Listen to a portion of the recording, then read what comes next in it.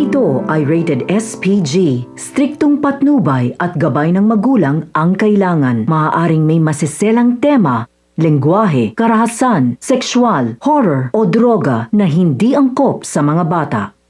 Hindi makapaniwala itong si Edward matapos nga niyang mapanood ang kababuyan ng kanyang kapatid at nitong si Thea. Kaya naman nang umuwi nga siya sa bahay nila ay dito nga nagsimula na ipakita ni Edward ang galit niya kay Thea. Kaya pala nanlalamig ito sa kanya at pinagbibintangan siya nito ng kung ano-ano tungkol kay Marge. Yun naman pala ay sa kadahilanan nga na itong si Thea pala ang may tinatago. Tinanong nga ni Edward itong si Thea kung kailan pa nagsimula ang relasyon nilang dalawa ng kanyang kapatid. Subalit hindi nakasagot si Thea at hindi niya maamin na hindi naman si Edward ang ama ng kanyang anak na si Ashley. Noong mga oras na yon ay natahimik na lamang siya at umiyak at sinabi niyang hindi niya naman sinasadya.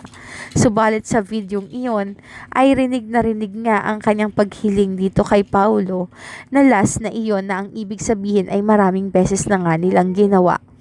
Sa sobrang galit nga nitong si Edward ay nasampal niya nga itong si Thea.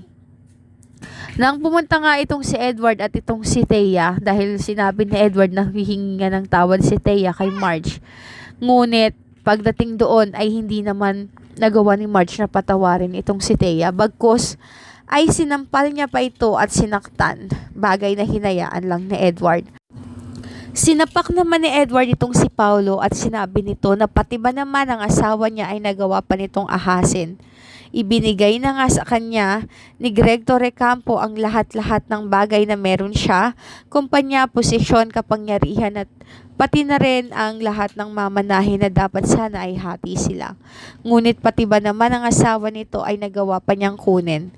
Kaya naman, hindi na pumalag itong si Paulo dahil ngayon niya na-realize na mali ang kanyang ginawa na pagpatol sa asawa nitong si Thea.